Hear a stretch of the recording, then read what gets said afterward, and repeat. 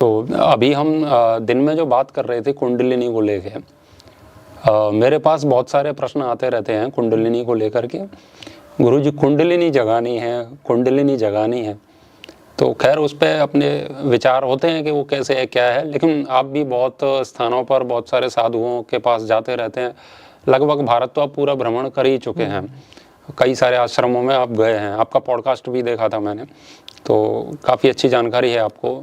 तो इस विषय में आपका क्या कहना है? मतलब इसके पीछे भी लोग इतने बावरे हो रहे हैं, कुंडलिनी के पीछे पॉडकास्ट आजकल आपने देखे होंगे खूब सारे, कुछ भी स्क्रॉल करोगे तो कुंडलिनी जागरण इतने दिनों में, ये क्या है कुंडलिनी? मतलब आपका क्या विचार है? कुंडलिनी का अर्थ ही है जो शक्ति हमारे अंदर है। अब जो प्रक्रिया सीखने या सिखाने की प्रक्रिया है वो उसको जागृत करने पर कार्य है। वो शक्ति आपके अंदर है, उसको जागृत करना है। और उसमें जो शरीर का, चूंकि शरीर में पृथ्वी समूह ज़्यादा है तो उसका मूल केंद्र है मूलाधार। तो इसलिए वहाँ पर उस शक्ति का केंद्र है, फिजिकल रूप में देखा जाए तो वहीं से उस शक्ति को ऊर्ध्व ले जाने का प्रयत्न है। अब इसमें जो समस्या है अज्ञानता की दृष्टि से लेकर, जिसके कारण जो बहुत सारे शिक्षक क्रैश कोर्स करा रहे हैं कुंडलिनी का, 1 महीने में जागृत कर देंगे, 1 सप्ताह में, समस्या वहाँ है। और उन लोगों के क्यूरियोसिटी तो जग रही, लेकिन उनके अंदर जो जल्दबाजी है कि 1 महीने में हो जाएगा, फिर ये ऐसा हो जाएगा वैसा हो जाएगा, तो अज्ञानता है कि हम जल्दबाजी में हैं। ये ही सबसे बड़ी अज्ञानता है इसमें। बाकी कुंडलिनी का अपना एक बहुत गहरा विज्ञान है। और योगिक वे का तो महर्षि पतंजलि में देखते हैं, भगवत गीता में देखते हैं, तो जो वर्णन है वो मन चित्त के स्तर पर है, मन बुद्धि अहंकार के स्तर पर। योग दर्शन में तो पतंजलि जी ने तो कहीं कुंडलिनी का तो ऐसा कुछ नहीं कहा है। फिजिकल शरीर पे वर्णन ही नहीं है एक तरीके से। है, बिल्कुल।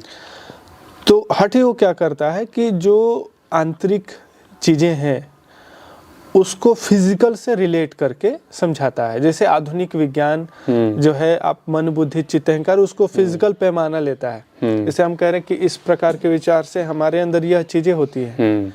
अब आधुनिक विज्ञान वहाँ मशीन तंत्र लगाएगा और देखेगा किस ब्रेन के हिस्से से इस प्रकार के विचार से तरंगे आ रही हैं, उसकी रीडिंग करेगा कि यह कैसा हो रहा है, इसमें क्या हलचल हो रही है। तो वो एक वैज्ञानिक रिसर्च में आता है, क्योंकि आंतरिक व्यू को तो देख नहीं सकते।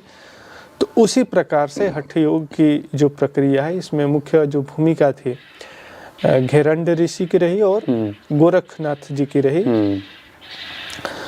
तो इन दो लोगों का बहुत ही विस्तार और सूक्ष्म रूप में हठ योग का वर्णन आता है कि हम जो उच्चारण कर रहे हैं उससे क्या क्या किससे चीज़ें होती हैं, प्राण पे क्या प्रभाव पड़ता है, शरीर के तंत्र पे प्रभाव पड़ता है। तो चूंकि क्या है कि हमारा भौतिक शरीर और मन, इन दोनों को जोड़ने वाला जो आधार है वो प्राण है। तो प्राण मूल में हो गया। तो मन पर चिंतन करते हैं तो उस प्रकार का शरीर पे प्रभाव होता है, और शरीर पे इस प्रकार से कोई क्रिया करते हैं तो मन पर प्रभाव पड़ता है।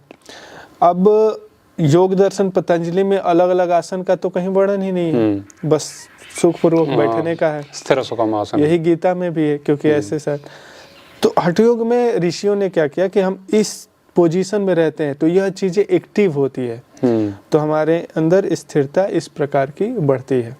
इस पर विश्लेषण करके जितने आप आज आसन प्राणायाम देख रहे हैं जो विश्व स्तर पर विस्तार हुआ है, वो फिजिकल शरीर के माध्यम से मन को कैसे नियंत्रित कर सके, वो एक प्रक्रिया रही। लेकिन उसकी अपनी एक सीमा है, यह भी हठ योग बताता है। तो फिजिकल शरीर में हमारे जो 7 चक्र हैं मेरुदंड के रूप में, वहाँ शक्ति का केंद्र है। तो अब उसको जागृत करने की जो जल्दबाजी है वो आज की अज्ञानता है, क्योंकि ऋषियों ने जो बताया है, जो हठ योग में आता है, तो है कि वह उसको धीरे धीरे पुशअप करना है। और उसके लिए फिर सटकर्म, आपको पाचन आहार सब पे ध्यान देने की आवश्यकता होगी। और जो एक नैसर्गिक प्रक्रिया है कि हर चीज़ धीरे धीरे तेजी से, कोई चीज़ ना होनी चाहिए, धीरे धीरे हर प्रक्रिया की ग्रोथ होती है। अब तेजी करते क्या है तो वही नुकसान होता है। जैसे कोई गाय है, वो दूध दे रही है, आप इंजेक्शन लगा के ज़्यादा दूध निकालने का प्रयत्न, तो उसकी आयु घट जाएगी। उसके बच्चे देने की कैपेसिटी घट जाएगी, क्योंकि आप तुरंत चाहते हैं ज़्यादा चीज़ों को ग्रहण करने का। ये प्रकृति सभ्यता हजारों वर्षों से चली आई है, लेकिन इस समय पिछले 100 वर्षों में जो तीव्रता प्रकृति के दोहन का मनुष्य ने किया है, इसलिए प्रकृति खतरे में आ रही है। दोहन पहले भी होता था, कोयले निकाले जाते थे, खाद्य पदार्थ निकाले, लेकिन ये जो तेजी कर दी गई मशीनों के द्वारा, वही चीजें कुंडलिनी के नाम पे अज्ञानता कर रहे हैं कि हमारे अंदर जो ऊर्जा है उसको जागृत करने की जल्दबाजी। तो उसी प्रकार से हम इस शरीर का शोषण करते हैं और मैक्सिमम इसके कारण कुंडलिनी वाले मैंने तो कई पागल देखे हैं लोग जो जगाने का प्रयास कर रहे हैं। हाँ, उसका कारण ही यही है, जल्दबाजी। ऊर्जा को बहुत धीमी धीमी तरीके से ही आप संभाल सकते हैं। अचानक हाई तीव्रता की ऊर्जा आप प्रवाहित कर रहे हैं तो उसको संभालने की कैपेसिटी नहीं रहेगी। तो जैसे मान लें कि कुंडलिनी जागृत हो रही है, तो जागरण के बाद क्या है, मतलब वो स्थिति क्या है, कौन सी ऊर्जा है, क्या शक्ति है, और उससे व्यक्ति क्या उपलब्ध कर लेगा जिसके लिए इतने यत्न करता है व्यक्ति, तो क्या मिल जाएगा कुंडलिनी जागरण से? सबसे पहले तो वो आज के समय जो अज्ञानता है कि वो एक तो नहीं जानता कि रिजल्ट क्या मिलता है, किस चीज के लिए हम करें, और उसकी सही विधि। तो न सही गुरु के पास पहुंचता है, वो पॉडकास्ट देख के ही पहुंच जाता है और उनसे सुझाव लेता है, फिर ऐसी समस्या आती है, और या फिर देखता है कि यहाँ पर क्रैश कोर्स कराया जा रहा है, वहाँ चला जाता है। अच्छा, कुंडलिनी के भी क्रैश कोर्स चलते हैं? हाँ, चलते हैं, बहुत सारे जगह चलते हैं।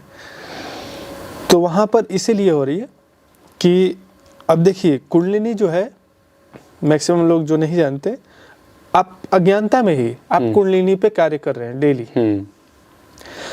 जो चीजें नैसर्गिक और नित्य में नहीं है, और कोई कह रहा है कि यह नया चीज हम बना रहे हैं, यानी वो अज्ञानता है। वो नैसर्गिक चीजें होंगी, बस हम उसके प्रति अवेयरनेस नहीं होते। ऋषियों ने बस अवेयर कर दिया उस चीज के प्रति। जैसे कि एक सिंपल उदाहरण देते हैं, जैसे मर्म विद्या है आयुर्वेद का, तो कहता है कि आप ठंडी में ऐसे क्यों हो जाते हैं, क्योंकि यहाँ पे दबाव पड़ने से शरीर की गर्माहट बढ़ जाती है। तो आपको नहीं पता विज्ञान, लेकिन आप ऐसे करते हैं, होता है। तो इसी प्रकार से कुंडलिनी का है विज्ञान कि आप सुबह जैसे उठते हैं, आपको मल त्याग करना है, तो मन का केंद्र वहीं पे रहेगा, मूलाधार पे ही केंद्रित होता है, तभी आप मल द्वार अच्छे से निष्कासित करते हैं। जब पेशाब करते हैं तो मन का केंद्र स्वादिष्ठान में ही स्थित होता है, तो वो एक्टिव है, तभी ये प्रक्रिया भी चल रही है। जब भूख लग रही है तो मन पेट पे ही केंद्रित होता है, मणिपुर नाभि पर केंद्रित हो रहा है। जब हम गतिशीलता की ओर होते हैं तो हृदय की धड़कन बढ़ ही जाती है, और या वहाँ पर बार बार आप खेलते हैं तो आप मन जाता है कितनी तेजी से श्वास आ रहा है, इस पे जाता ही है। तो ये वायु का केंद्र हो गया। फिर आकाश का केंद्र कंठ हो गया, क्योंकि इसकी इन तीनों की नलियां यहाँ पर मिल जाती है, केंद्रित हो जाती है, वहाँ एक स्पेस है क्रिएट, तो आकाश का केंद्र हो गया। तो ये पंच महाभूतों का जो 5 केंद्र हो गया। अब मन जहाँ पर आप करते हैं वो चीजें ज्यादा एक्टिव होती है। अब जो अंतःकरण हमारे यहाँ बताया गया, मन बुद्धि चित्त अहंकार, तो मन का केंद्र ये है। फिर मन से सूक्ष्म है अहम, उसका केंद्र ये है। अहम से सूक्ष्म है महत बुद्धि, तो बुद्धि ज्ञान का केंद्र ये है, इसको आज्ञा चक्र बोलते हैं। और चित्त यहाँ पर ब्रह्मरंध्र बोला जाता है, जहाँ से चेतन सत्ता का जुड़ाव है, प्रवाह एक तरीके से है। तो आप जिस समय जिस प्रकार की क्रिया में है, मन वहाँ पर स्थित है, और जितने समय के लिए रहेंगे उतना उस बिंदु को और एक्टिव करेगा, जागृत करेगा। इसलिए योग दर्शन में आप देखेंगे तो कहा गया कि अपने शरीर के किसी एक बिंदु पर मन को एकाग्र करो। तो हृदय, आज्ञा चक्र, नाभि, ब्रह्मरंध्र, इस पर करा ही जाता है। तो जिस जगह पर करोगे वह ऊर्जा आपके अंदर जो सुसुप्त है वह जागृत होने लगी। कार्य डेली कर रहा है, जागृत है, लेकिन उसको एक पोटेंशियल सही दिशा मिल जाती है, एक ही दिशा में, लेकिन लगातार एक बिंदु पे हमें फोकस होना होगा। तो ये चीजें नहीं करके लोग ऐसे ऐसे कर रहे हैं, कोई ऐसे ऐसे उठक पुठक कर रहे हैं, कोई डायनामिक तौर पे ऐसे ऐसे जोर जोर से हिल रहे हैं। तो उसमें जब अधिकांशतः आप क्रिया देखेंगे तो पूरी ऊर्जा का कोशिश होगा यहाँ पर प्रवाहित हो जाए, तेजी से हिल के, तेजी से झुक के, ऐसे ऐसे करके, जैसे देखते हैं ना आप अक्सर माताएं बालाजी और यहाँ भूत प्रेत आते हैं, तो इस तरीके से होती हैं। तो उनको समस्या नहीं है तो भी बढ़ जानी है। ठीक है, दो चीजें होती है, यदि आप रिलैक्स तरीके से करते हैं उसमें योग मुद्रा आता है, अन्य कुछ मुद्राएं आती हैं, आसनाज में शीर्षासन वगैरह भी आता है, तो वह रिलैक्स करता है। और यहाँ पर चूंकि तीव्रता से कर रहे हैं, यानी राजसिक गुण बढ़ा रहे हैं, तो ऊर्जा और एक्टिव होगी तो आपकी राजसिक गुण ही बढ़ेगी। और राजसिक गुण एक निश्चित अनुपात से ज्यादा होगी तो क्या होगा, एक्सीडेंट होगा। जैसे आपकी गाड़ी एक आवश्यकता से तेजी बढ़ेगी तो एक्सीडेंट होना। तो सबसे पहला तो एक जल्दबाजी और फिर सही विधि न समझने के कारण इस प्रकार की घटना घट रही है सबसे बड़ी। तो आजकल तो जैसे जिसको धर्म का ध नहीं पता, वैराग्य का व नहीं पता, अध्यात्म का अ नहीं पता है, संयम का स नहीं पता है, मतलब कहने का ये है कि कुछ पता ही नहीं है, वो केवल एक वीडियो देखता है और वो चल देता है कुंडलिनी जागरण के लिए। तो क्या ऐसे व्यक्ति को पहले धर्म, वैराग्य, साधुओं की संगति ये सब करना चाहिए, या बस वो विशेष करके वो स्पेशली उसी के लिए जा रहा है, कुंडलिनी जगा के आ रहा है, तो उसको इसके लिए प्रयास भी करने चाहिए या नहीं करने चाहिए? मतलब पहली प्राथमिकता क्या होनी चाहिए उसकी? अब हर व्यक्ति की अलग प्राथमिकता होती है संस्कार के कारण। हम यहाँ ऐसा नहीं कह सकते कि जो हमारी चाहत के कारण हम इसमें आए, अन्य भी उसी में आए। किसी के अलग अलग प्रारंभिक स्तर होते हैं, आधार होते हैं। हाँ, उसको वही अंतिम नहीं मानना चाहिए, उसको आगे दृष्टि ध्यान में देना चाहिए। जैसे कोई बच्चे को कोई कार्य पसंद है तो वो आ जाता है, किसी को टॉफी देनी पड़ती है, लालच थोड़ी, तब वो आता है। लेकिन वो टॉफी में ही रह जाए और खेल से दूर हो जाए तो फिर अज्ञानता होगी उसके लिए भी। तो यही चीजें कुंडलिनी की जो प्रक्रिया है वह है, जब शक्ति जागृत होगी तो उतना और ज्यादा मन एकाग्र होगा। जब तक आपके अंदर शरीर में शक्ति है तभी तक मन एकाग्र है। आपका शरीर बीमार होने लगे, क्षीण होने लगे, तो मन तो और ज्यादा व्याकुल होता है। तो इसीलिए शरीर का स्वस्थ रहना कहा गया। इसीलिए योग दर्शन में जो पहली समस्या है साधक के लिए कहा गया व्याधि, व्याधि अस्त्यान संशय प्रमाद। तो पहला व्याधि कहा गया है। तो शरीर में कमजोरी है तो भी समस्या बनी रहेगी, साधना नहीं हो पाएगी, नहीं होगी। और मैंने यात्रा के दौरान में बहुत सारे आश्रमों में रुकता था और मुझे लगता था कि ये संत के पास अच्छी साधना है और इनका अनुभव लेना चाहिए। तो मैं लेता था कि आप इस उम्र में हैं और मैं तो अभी इस उम्र में हूँ, तो अभी आगे क्या क्या चीज़ें आती हैं, दिक्कतें, क्योंकि हर उम्र पड़ाव में लगभग 10-12 वर्ष के बाद एक मनोवृत्ति बदलती है स्वाभाविक रूप से। तो उस समय क्या आता है और हमें अभी से उसकी जानकारी हो तो उस पर अभी से ध्यान रखेंगे। तो अक्सर यही उन संतों का, योगियों का था सुझाव कि जो भी साधना करना चाहते हैं इस समय कर लो, बाद में 50-60 के बाद तो कमर घुटना ऐसा हो रहा है तो आप साधना में मन नहीं लग पाएगा। जो भी साधना होगा इस समय हो सकेगा। तो इसी कारण से स्वस्थ होना आवश्यक है शरीर का। इसलिए खान पान, पहला तो खान पान, आहार पे संतुलन सबसे ज़्यादा आवश्यक है, आहार पे संयम सबसे ज़्यादा आवश्यक है। इसके पश्चात हठ योग की जो सहज सरल तरीके हैं, वो चाहे प्राणायाम के रूप में भी, बहुत तेजी से जो भस्त्रिका करते हैं कराते हैं वो भी विधि बहुत गलत है, वैसा नहीं होना चाहिए। जो भी सीख रहे हैं आप, प्राणायाम हो या अन्य आसन, मुद्राएं या कोई भी क्रियात्मक पहलू, तो अच्छे गुरु के सानिध्य में रह के। अब यहाँ थोड़ा एक समस्या पैदा होता है कि हम कैसे समझे कि अच्छा गुरु है, क्योंकि जब सब अच्छे ही हैं। सामने दावा करता है कि इतने वर्ष एक्सपीरियंस और कुछ थोड़ा, क्योंकि प्रारंभ में हमें कुछ जानकारी ही नहीं है ना। एक प्रारंभिक व्यक्ति को कोई जानकारी है, उससे तो जो पहला व्यक्ति सुनेगा उसका अट्रैक्शन उसी होता का है, करेगा, सही बात है। और फिर उसी के पास सुझाव जाएगा लेगा। तो थोड़ी सी सावधानी मैं ये कहूँगा कि जल्दबाजी के बाद थोड़ा 2-4 लोग, आप कपड़ा खरीदते हैं 2-4 जगह पे देखते हैं, दाम पूछते हैं और उसकी देखते हैं, तो थोड़ा देख लें कि हाँ भाई, फिर देखें कि नहीं स्थिति ठीक है, इनकी बात ठीक है, तब वहाँ पर समर्पण करते हुए। हठ योग तो ऐसी चीज है कि हमेशा आप गुरु के सानिध्य में रह के ही अभ्यास करें। हाँ, अब मतलब कहने का ये हो गया विपरीत आपका कि बिना गुरु के हठ योग में तो प्रवेश करें ही नहीं। बिल्कुल नहीं। अन्य है जैसे भक्ति है, तो एक बार गुरु ने दीक्षा दी, हाँ, अभ्यास करो, उसमें कोई दिक्कत नहीं आएगी, मंत्र, गुरु मंत्र का जाप उसमें कोई दिक्कत नहीं आएगी। लेकिन हठ योग प्रॉपर तरीके से जब तक परिपक्व न हो जाए, बिल्कुल गुरु के सानिध्य में अभ्यास करते रहें, जो समस्या आती रहे। अब वो क्या रहा है ना, वही है जैसे YouTube पर देखा तो वो तो एक, अब पहली बात तो ये है कि वो YouTube पे कोई बैठ के बोल रहा है, उसे कुंडलिनी का कुछ अता पता भी है या नहीं ये तुम्हें नहीं पता है ना, क्योंकि वो भी कहीं से सुन के, और वो आजकल तो AI और ChatGPT बोला कुंडलिनी क्या है, ये क्या है, और जाके वो वहाँ पर बोल के आ रहे हैं।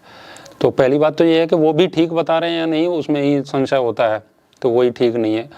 अगर मान लें कि वो ठीक भी बता रहे हैं, तो अब सुनने वाले तो सब लोग अपने अपने हिसाब से सुन ही रहे हैं, सबकी स्थितियाँ भिन्न भिन्न हैं। तो शरीर में ही हम देखें तो वात किसी का बड़ा है, किसी का पित्त है, किसी का कफ है, तो आयुर्वेद के अनुसार प्रकृति ही शरीर की भिन्न होती है, और उसमें साथ में किसी के कोई रोग है, किसी को कुछ है, तो वो बता दिया गया है, वो सुन के सब उसे अप्लाई करेंगे तो वो तो खतरा होगा ना उनके लिए। तो वो तो कोई भी एक विशेष क्रिया एक विशिष्ट व्यक्ति के लिए ही अलग से निर्धारित की जाती है कि आपको ऐसे करना है, आपको ऐसे करना है, ये चीज़ आपको नहीं करनी है। जैसे शीर्षासन कह दिया ना कि शीर्षासन करो बाल काले हो जाएंगे, और होते हैं उसके, मैंने 2 बार करे हैं अपने, होते हैं।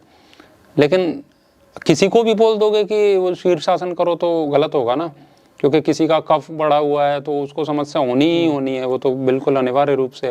किसी की आंखों में समस्या, एक उससे तो आंखों की समस्या होनी है, और आंखों में यदि पहले से कोई समस्या है तो वो तो और बढ़ जाएगी उससे। तो बस सुना कि बाल काले कैसे होंगे, शीर्षासन करो, तो सब शीर्षासन ही करने लगे तो और उसका उल्टा हो जाएगा ना। तो मुझे तो लगता है कि ये कुंडलिनी का किसी से सुन के ही, मतलब विशेष करके पिशाचवत सुनना, इसको शास्त्र में कहते हैं, दूर से सुनना, छिप के सुनना, मतलब आप गुरु के सामने नहीं है, बस कहीं से सुन रहे हैं उसको, तो उसको अप्लाई करेंगे तो बड़ी झंझट हो जाएगी उसमें। लेकिन आप कभी किसी ऐसे गुरु से मिले, आपको कभी लगा ऐसे कि इनकी कुंडलिनी जागृत हो गई है, ऐसा कोई मिले हैं आपको? उस पर करेंगे चर्चा। अच्छा। अभी जैसे आपने बताया ना, उससे एक चीज और याद आ गई कि कोई भी चीज आप खरीदते हैं तो उसमें लाभ और हानि दोनों पड़े, केवल लाभ ना पड़े। हाँ, सही है। अब प्रत्येक योगिक क्रिया का जो ग्रंथ है, मुख्य ग्रंथ है, तो उससे क्या लाभ होता है, इस आसन से क्या आप सावधानी नहीं बरतेंगे तो नुकसान होगा, वो चाहे आसन हो, प्राणायाम हो, मुद्रा हो। तो ऐसी कुंडलिनी की क्या क्या सावधानियां हैं वो लोग नहीं पढ़ते और बताते नहीं, बताने वाले। सबसे ज्यादा हो कि सावधानी के बारे में पहले आप समझे अच्छे से, तब आप एक अच्छे गुरु का चयन कर पाएंगे। केवल लाभ देख के आप एक दिशा में बढ़ पाएंगे। जैसे एक सिंपल उदाहरण देते हैं, इसी तरीके से बहुत सारी कंपनियां और आज की मेडिसिन ने भी मैनिपुलेट किया है। जैसे कि प्रचार आने लगा कि नमक में आयोडीन होना चाहिए, नहीं तो घेंघा हो जाएगा। तो आयोडीन की कमी से घेंघा होता है, ये प्रामाणिक है। लेकिन कितने घेंघा के रोगी कितने थे भारत में? 0.001%, बहुत कम, 0.0001%। लेकिन यह नहीं बताया कि आयोडीन की थोड़ी भी अधिकता से बीपी की समस्या होती है। कितनी होगी ये नहीं बताया। और आज बीपी की समस्या कितने लोग हैं? 10% से ज्यादा हो गए हैं बीपी की। तो क्या कंपनियां ने नुकसान जो है उसको छुपा लिया, केवल एक चीज को, जिसका बहुत 0.00% में है। अभी ऐसे ही मैं एक कोई थी शायद अपने आप को जो बहुत लोगों को सेक्सुअल प्रॉब्लम होता है, पेनिस से संबंधित समस्या आता है, उसके विषय में वो डिस्कस कर रही थी और बड़े मंच से बता रही कि और वो भी एक फॉरेन यूनिवर्सिटी का नाम लेके हार्वर्ड यूनिवर्सिटी ने कहा वो है, मोटी मोटी गद्दा सी। हाँ नाम मुझे याद नहीं आ रहा, कि हार्वर्ड यूनिवर्सिटी ने कहा है कि अरे वो हंसते हंसते मजाक में बोलती है वो चीजें, वो मैंने सुना है कि हार्वर्ड यूनिवर्सिटी ने कहा है कि हस्त में स्थूल से पेनिस कैंसर या पेनिस से संबंधित समस्या नहीं होता है। उन्होंने कहा मेरा नहीं, उसका है। अब पेनिस कैंसर कितने लोगों को होता है? बहुत कम लोगों को होता है, लेकिन उससे आप जो ऊर्जा को क्षय कर रहे हैं, उससे न जाने कितनी समस्या आती, उस नकारात्मक को छुपा लिया। ठीक है, वो मैंने इस पे बोला था, मैंने तो वीडियो बनाया अब था। इसको छुपा लिया, दबा लिया और इस चीज को फ्रंट में ला दिया। तो यही तरीका होता है और यही चीजें आपको हठ योग जो भी आसन प्राणायाम सीख रहे हैं तो उसके सावधानी, उसके क्या नुकसान होते हैं, उसका भी अध्ययन चिंतन अच्छे से होना चाहिए। तो जो भी साधक है, जो भी जिज्ञासु है, तो पहले उसको है मूल ग्रंथ पढ़े, जैसे हठ योग में है तो पतंजलि योग प्रदीपिका गीता प्रेस की बहुत ही अच्छी और शोध स्तर पे लिखी गई है।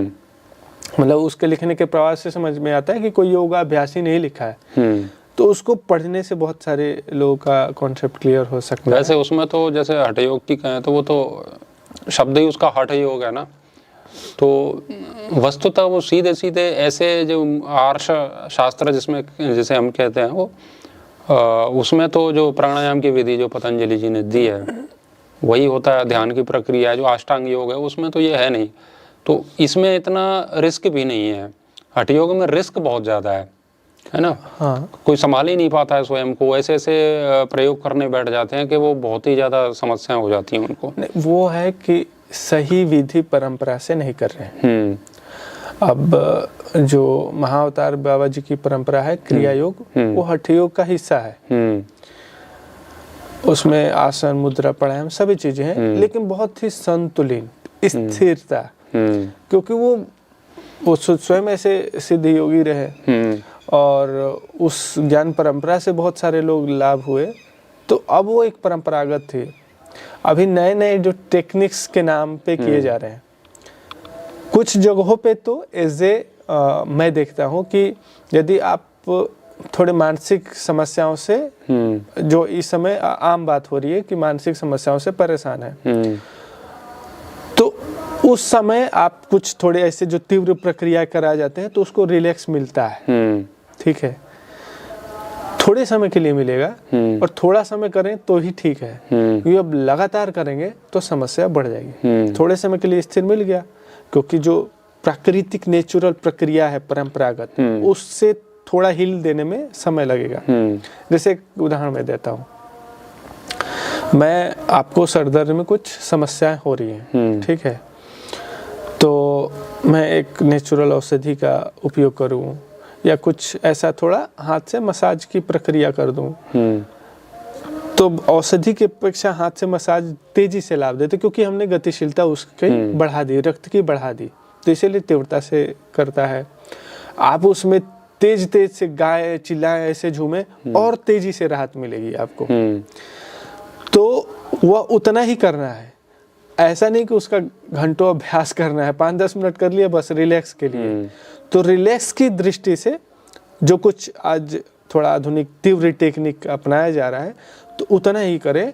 थोड़ा रिलैक्सेशन जागृत करने के लिए कुंडलिनी शक्ति, उसमें लंबा समय लगता है और उसमें धीमी धीमी जो प्राकृतिक प्रक्रिया है, धीमी धीमी तरीके से जागृत करें, वही होना चाहिए, वही करना चाहिए। जैसे कोई व्यक्ति साधना कर रहा है, वो जीवन को जानना चाहता है, सत्य को जानना चाहता है, वो मूल रूप से अपने अहंकार को नष्ट कर रहा है, अपने चित्त की शुद्धि कर रहा है, वो उसी में लगा है, तो क्या उसके लिए ये सारी चीज़ें आवश्यक हैं? ये जैसे कुंडलिनी के विषय में कुछ भी जानना या उसे करना, प्राप्त करना शक्ति को, या सिद्धियों को लेके भी बातें होती हैं ना, ये सिद्धि होनी चाहिए, वो होनी चाहिए, तो इन चीज़ों की वास्तव में क्या प्रासंगिकता है? उस चीज़ के लिए कोई आवश्यकता है भी, या ये एक मन का एक ये भी शक्ति अर्जित करने का, जैसे सांसारिक शक्तियाँ अर्जित करनी है थोड़ा सा दिमाग किसी का व्यक्ति का सटकता है तो वो उधर ये भी शक्तियाँ लेने के लिए जाते हैं, और फिर वो उन्हीं शक्तियों का प्रयोग भी वो अध्यात्म के बढ़ाव के लिए, चढ़ाव के लिए, जैसे आत्मा को जानने के लिए, अध्यात्म के शिखर पर जाने के लिए नहीं करते हैं ना, उसका प्रयोग भी वो इसी तंट खंट के लिए करते हैं, जगत की प्राप्ति के लिए। वहाँ से कोई शक्ति मिल भी गई ना इनको किसी चीज़ से, तो वो लौट के फिर यहीं ताम झाम करेंगे, तमाशा करेंगे, वो जादूगरी दिखाएंगे, और फिर वही प्रसिद्धि, वही पैसा और वही पावर वो चाहिए। तो ये तो ज़्यादातर तो लोग इसी के लिए वो वहाँ पर भागे जा रहे हैं। तो क्या ये आवश्यक है, या व्यक्ति को सही में ईमानदारी से जो अध्यात्म है उसी के मार्ग पर चलना चाहिए? इसकी क्या मतलब वरीयत, उसकी आवश्यकता ही क्या है इस चीज़ के लिए? जिसे देखिए, हमने पहले समझा कि पंच महाभूत के 5 केंद्र हैं, वैसे ही मन का केंद्र हृदय है, अहम का केंद्र गला है, कंठ जो विशुद्धि चक्र बोलते हैं, बुद्धि का केंद्र यहाँ है, चित्त का यहाँ है। अब आप इमोशनल कंडीशन में ज्यादा रहते हैं तो मन आपका हृदय में ही केंद्रित होता है, जो इमोशनली प्रकार का व्यक्ति होता है, जो बड़ी इच्छा में रहता है, एकदम इसको पाना, लक्ष्य उन्मुख रहता है, तो उसके लिए यहाँ आवश्यक होता है यहाँ पर वो केंद्रित करे। फिर जो ज्ञान की ही दृष्टि से रहता है, जहाँ मुमुक्षुत्व का आधार कहा गया जिज्ञासा, मतलब जानने की इच्छा, तो कोई भी व्यक्ति जब चिंतन करता है तो बुद्धि का जो केंद्र बिंदु है यहाँ है, बुद्धि चारों ओर है लेकिन उसका केंद्र बिंदु यहाँ है। जैसे शरीर का, फिजिकल शरीर का केंद्र बिंदु नाभि है, तो मन वहाँ वहीं पर एकाग्र रहता है उस समय, तभी आप चिंतन करते हैं। और जब व्यक्ति अपने आप को सहज, आनंदमय, शांत, तो मन यहीं पर केंद्रित होगा, वहां पर ब्रह्मरंध्र का जो आधार है। तो आप भले किसी भी प्रकार से करें, आप वो चाहे जप से करें, अन्य तरीके, आप किसी न किसी कुंडलिनी पे फोकस हो रहे हैं, क्योंकि जो भी साधना है आप पता नहीं, बस हमको आपका मन के ही द्वारा हो रहा है ना। तो कोई एक आधार शरीर को ले रहा है, चाहे वो एक बिंदु पे आधार को लेकर, चाहे श्वासों के माध्यम से कर रहा है, चाहे कोई अर्थ रूपी चिंतन के माध्यम से कर रहा है, तो चाहे वो जैसे ये करते हैं एक प्रक्रिया खिचड़ी मुद्रा, और रस के तो लिए उसमें कंठ पर केंद्रित होता है, तो ऐसे करते हैं तो जिह्वा पे संयम आता है, तो अहंकार पे भी संयम आता है, अहंकार का भी केंद्रीय है, तो दोनों का नियंत्रण होता है। तो ये सभी चीजें बहुत जुड़ी हुई है। हम बस समस्या है कि नेचुरल प्रक्रिया जो गुरु परंपरा है उससे सीखने के बजाय नई नई टेक्निक्स और कोर्स के नाम पे ज्यादा बहक रहे हैं। मतलब कहने का मतलब ये हो गया ना, फिर जैसे कोई व्यक्ति साधना कर रहा है, वो स्वयं को जानने का प्रयास में है, ध्यान कर रहा है, प्राणायाम कर रहा है, तो उसका जागरण हो ही रहा है। वो प्राकृतिक तरीके से धीमी धीमी समय लगेगा, मतलब उसे नहीं पता कि वो कुंडलिनी के लिए कार्य कर रहा है, बाकी हो सब रहा है उसके साथ। और ऐसा ही मेरा अनुभव है कि व्यक्ति जब सत्य की ओर बढ़ता है, संयम की ओर बढ़ता है, तो जो जो अंदर होना है, जिसके लिए लोग ऐसे ही बेचैन हैं कि विशेष करके एक ही वस्तु को फोकस करके उसके पीछे भाग रहे हैं, वो अपने आप होता है। वो बस आप तो लगे रहो अपने ही कार्य में कि भाई मैं तो साधना कर रहा हूँ, और साधना ही सिद्धि है। साधना अगर किसी की ठीक है तो वो साधना सिद्ध है, मतलब कर रहा है, तो वो सिद्धि तो उससे प्राप्त हो ही रही है उसको। अध्यात्म में सबसे बड़ी जो सिद्धि है वह वैराग्य है, इससे बड़ी कोई सिद्धि नहीं है। अब समस्या है कि वैराग्य तो दिखाई नहीं देता है, ठीक है। मैं वही तो कह रहा था कि वैराग्य का वह नहीं पता है, और तो लोगों का आकर्षण वह रहता है जो दिखाई दे। वैराग्य कैसे देख सकते, देख ही नहीं सकते उसको। वो तो एक जिसके अंदर है वही अपनी स्थिति को देखता है आत्मचिंतन के द्वारा कि मेरी क्या स्थिति है। अन्य व्यक्ति उसके व्यवहार से परख नहीं सकता जल्दी। बिल्कुल। तो मूल है कि परंपरा का आधार छोड़ के जल्दबाजी, ये सबसे बड़ी जो आज की थोड़ी है कि जल्दबाजी में हम चीज़ों को प्राप्त कर। तो इसको अब ऐसे एक उदाहरण से समझा लें ताकि भी लोग समझ सकें। यदि हमारी सात्विक प्रवृत्ति है तो हम एकांत में बैठे और सात्विक रूप में चिंतन कर रहे हैं, तो सात्विक चिंतन करते ही श्वास सूक्ष्म होने लगेगा, धीमा होने लगेगा, और जिससे प्राण ऊर्जा की भी अनुभव होने लगेगी। और राजसिक करेंगे तो श्वास की तीव्रता बढ़ जाएगी। आप श्वास नहीं बढ़ा रहे हैं, बस चिंतन कर रहे हैं, तो भी श्वास की तीव्रता बढ़ गई, क्योंकि राजसिक चिंतन था।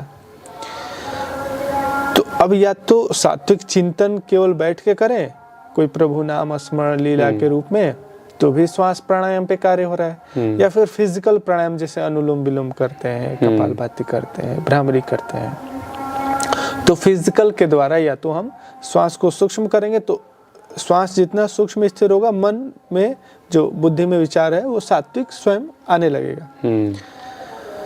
तो दोनों चीज क्योंकि जुड़ी हुई है, तो ठीक उसी तरीके से या तो हठ योग की कुंडलिनी पे डायरेक्ट आप कम कर सकते हैं, या फिर जो एक पारंपरिक तरीका है, कोई एक बिंदु पे केंद्रित करने का मन को स्थिरता से या सहज तरीके से मुद्रा आसन का उपयोग करने का, उस तरीके से भी कार्य कर सकते हैं। तो मुख्य है कि स्थिर रहने का ज़्यादा प्रयत्न करें, क्योंकि मूल उद्देश्य है अपने आप को शांत करना। पूरा सारे यही है ना, पूरा अध्यात्म का क्या कहें, मतलब कुछ भी है, सबका एक ही उद्देश्य है, शांति ही है, और क्या है। कोई कहे अध्यात्म क्या है, साधना क्या है, ईश्वर क्या है, वो सब कुछ, सबका उत्तर एक ही है, बस शांति है, तो उसमें सब कुछ घटित है। उसमें ईश्वर है, उसी में ब्रह्म है, उसी में अध्यात्म है, उसी में धर्म है, साधना, संयम, समाधि, सब वही है। और तो यदि वही नहीं है, जैसे शांति नहीं है, तो फिर तो कुछ भी नहीं है ना। फिर कर ही क्यों रहते, ये क्यों कर रहे किसी भी व्यक्ति को, हमें हो, आपको हो, हर व्यक्ति को पहला तो प्रश्न यही करना चाहिए, हम फिर कर क्यों रहे थे। तो करते इसीलिए हैं महाराज जी, ऐसा है कि व्यक्ति पहले तो प्रयास करता है जगत को पाने का, वो भौतिक तरीके से, तो वो पॉलिटिकल हो करके, या बिजनेसमैन हो करके, या गुंडागर्दी करके, किसी भी ढंग से वो जगत को पाना चाहता है, उस पर कब्जा करना चाहता है। मतलब मैं चाहूँ ऐसे होना चाहिए, मैं जाऊँ लोग आगे पीछे लेट जाएं मेरे, जिंदाबाद जिंदाबाद मेरे नाम की होनी चाहिए, बस इसीलिए करते हैं। अब उसमें होते हैं वो असफल होते हैं, फिर बाबाओं के पास जाते हैं। आप देखिए ऐसे बड़ी दाढ़ी बड़े बाल, ये बाबा जी के पास कुछ ना कुछ तामझाम होगा, तो बाबा जी से वो कुंडलिनी जगाना चाहते हैं, कोई सिद्धि चाहता है, और बस उसी के तिकड़े में लगे हैं। और वो जैसे ही उनको प्राप्त हुई ना किसी भी चीज़ से, मान लो उनको थोड़ी दिनों के लिए बोला सात्विक खाओ, ये खाओ, अब गुरु ने रख भी लिया ना अपने पास, तो जब तक वो मूल में उसके में वो बना रहेगा ना कि मुझे बस ये मिल जाए और फिर मैं वही करूँगा, तो वो भस्मासुर जैसा वरदान होगा फिर वो उसके लिए। तो जाके भी जगत में फिर वही तामझाम जादूगरी करता है उससे।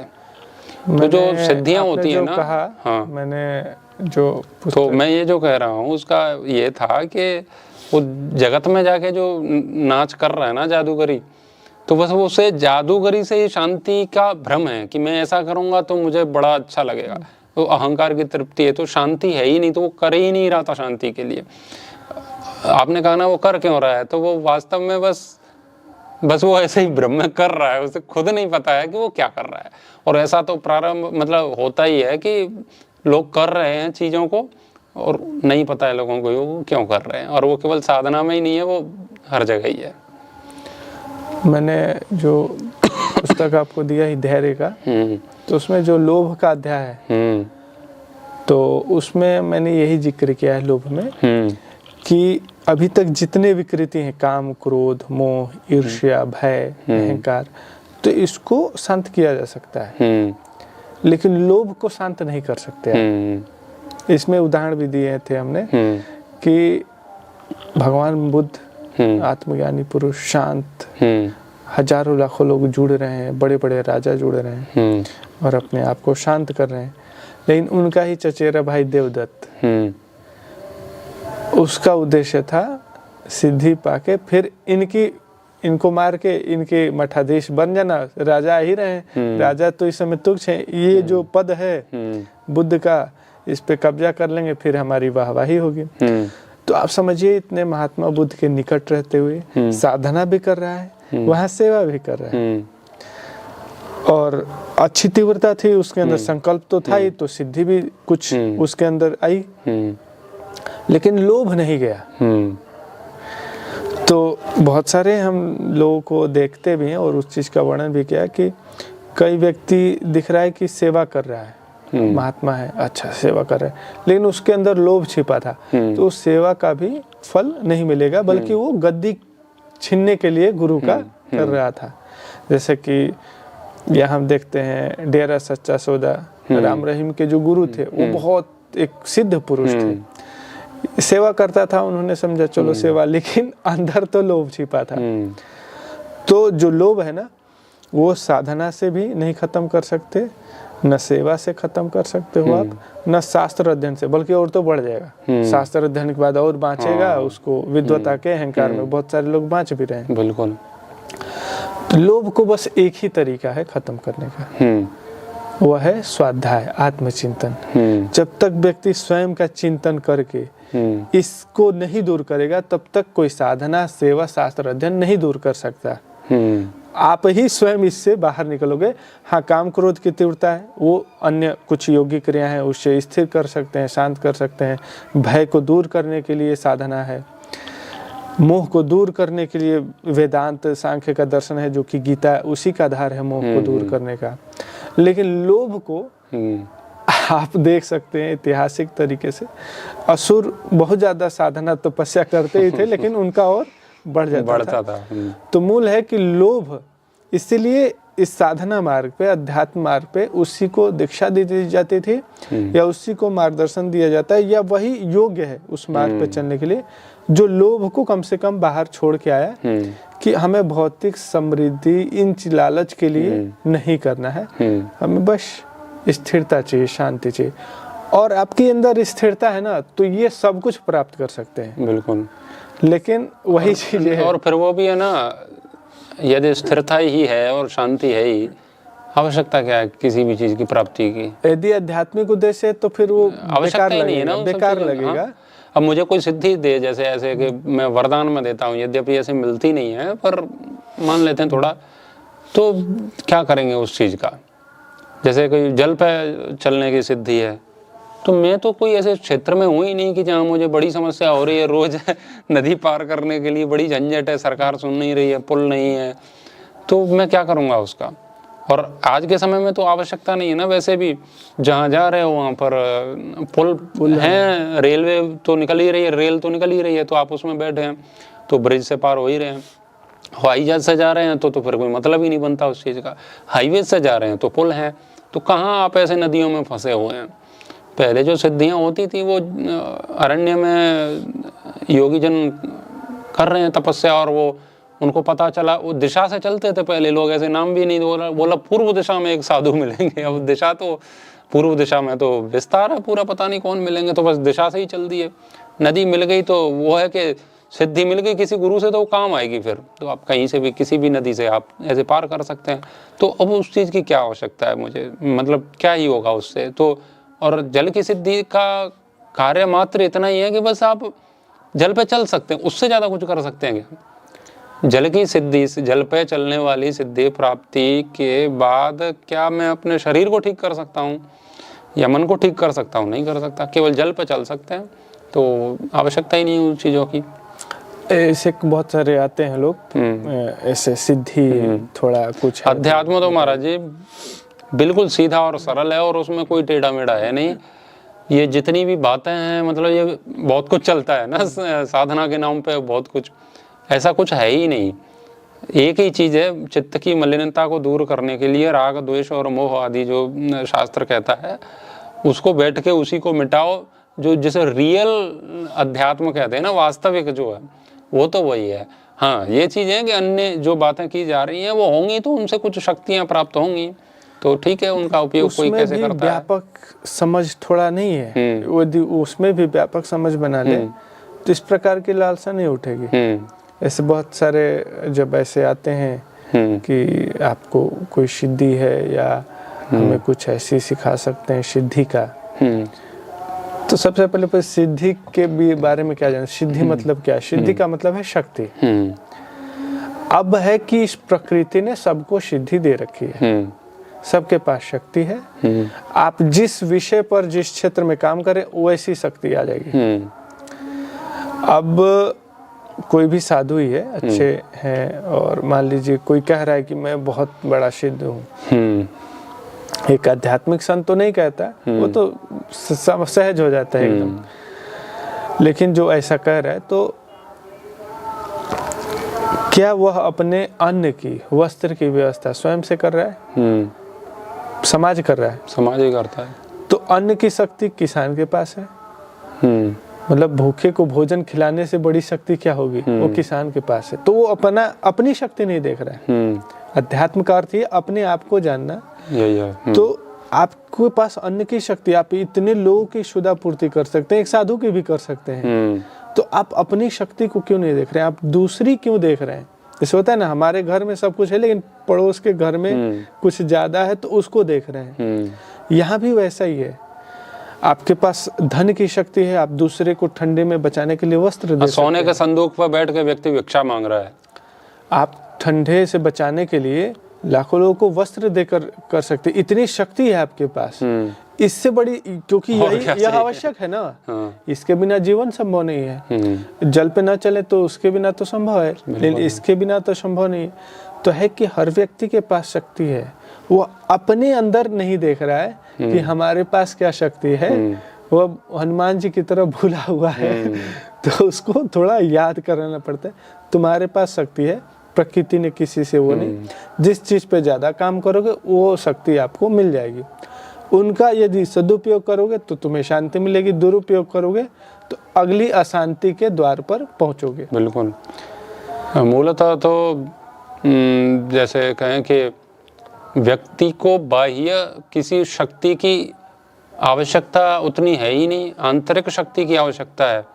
तो ये आंतरिक शक्ति ही अपने अंदर है जो सबसे बड़ी है, और आंतरिक शक्ति के जागरण से ही तो बाह्य शक्तियों का समावेश हो रहा है ना। वो नहीं है तो कुछ भी नहीं है, तो आंतरिक ही तो है।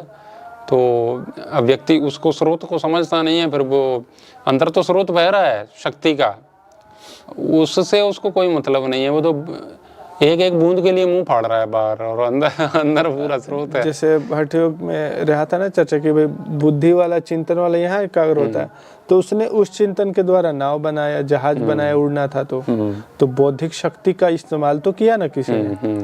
अब है कि आप प्राण शक्ति का उपयोग करके वही काम करें, तो उसमें समय भी ज्यादा लगेगा। उस प्राण के द्वारा, हाँ, यदि उस प्रकार से नियंत्रण करके अपने मन को बिल्कुल सिद्ध कर लें तो वह सफल हो जाएगा। और बुद्धि के द्वारा ज्ञानमय को इतना सूक्ष्म कर ले कि हमेशा सूक्ष्म रूप में है तो भी मन को सिद्ध कर लेगा। प्राण और मन, बुद्धि दोनों से आप कर सकते हैं। जैसे गीता में कह रहे हैं ना कि इंद्रियों से सूक्ष्म मन है, मन से सूक्ष्म और शक्ति बुद्धि में है, तो उसके द्वारा मन पर नियंत्रण कर। तो दोनों तरह से नियंत्रण प्राण के द्वारा भी कर सकते हैं। इसके दोनों का यदि हम दैनिक जीवनचर्या में उपयोग करें कि सुबह का अच्छा एटमॉस्फेयर है दिल्ली को छोड़कर, तो मन नियंत्रित रहेगा, प्राणायाम सुबह करें तो। और बुद्धि ज्ञान में चिंतन के द्वारा, सत्संग के द्वारा, ग्रंथों के द्वारा, तो भी मन पर नियंत्रण रहेगा।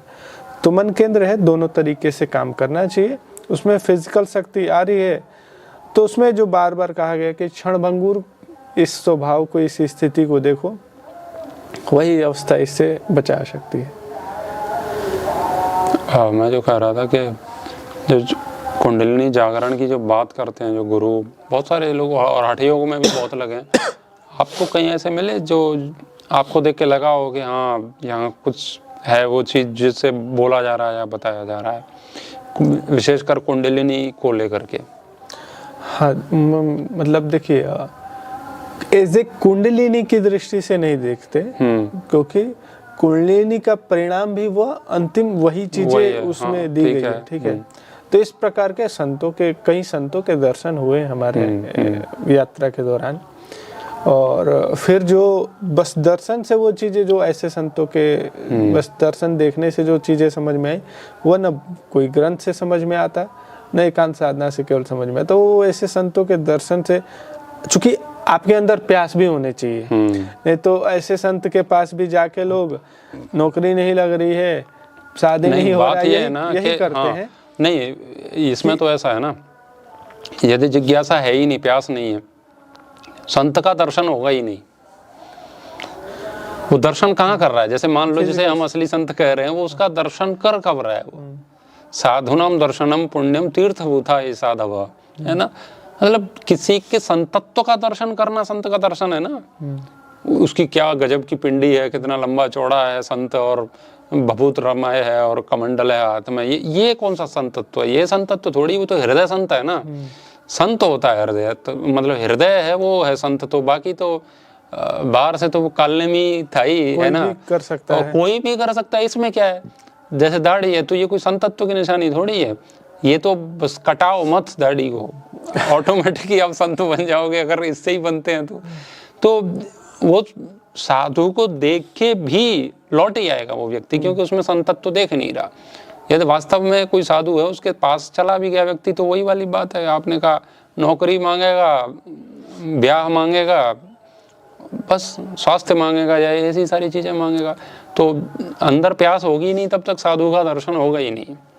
और उसमें एक परिणाम आगे की यदि देखें तो मान लीजिए कुछ वर्ष से साधना में हैं हम, आप भी साधना का अभ्यास कर ही रहे हैं, लेकिन अभी वह वैराग्य की स्थिति बिल्कुल तीव्र जो कहा वैराग्य नहीं आई है, और हमारे सामने एक तत्वज्ञानी गुरु है, तो कुछ नहीं कर सकते। नहीं, हमारे अंदर जब तक वह निकटता नहीं, तभी वह स्पर्श भी करेंगे और उनका उपदेश भी काम आएगा। नहीं तो वो बोलते रहेंगे हमारे, क्योंकि हम उस निकट पे नहीं पहुंचे। तो तत्वज्ञानी ऐसे गुरु हैं जिन्होंने, लेकिन तभी उनका लाभ हम ले सकते हैं, पतंजलि जी भी कहते हैं ना, निकट में पहुंच सकते हैं। पतंजलि जी कहते हैं ना कि स्वाध्यायात इष्ट देवता संप्रयोग, है ना। स्वाध्याय से ही इष्ट देवता की प्राप्ति होती है, दर्शन होते हैं। तो देवता तो विद्वांसो ही देवा, मतलब विद्वान है वो, संत है वो विद्वान ही तो है, वो भी देवता ही हैं। तो उनका दर्शन ही तब होगा जब आपका पुण्य कर्माशय ऊंचा होगा, आपका प्रारब्ध ऊंचा होगा, आपके संस्कार अच्छे होंगे, आपका चित्त पवित्र होगा, तभी आप साधुओं के दर्शन कर सकते हो, नहीं तो संभव ही नहीं है ना। तो बने रहे, साधुओं के बीच में खड़ा हुआ आदमी किसी साधु को नहीं देख सकता है, क्योंकि साधु को देखने वाली आंख दूसरी है ना। साधु को देखने वाली आंख दूसरी है, वो हृदय की आंख से ही दिखता है। प्यास होगी तो कुआं दिखेगा, फुल चकाचक व्यक्ति भरा है ना, तो उसके सामने कैंपर भरा पड़ा है, बोतल रखी है, उसको जल नहीं दिखाई देगा ना।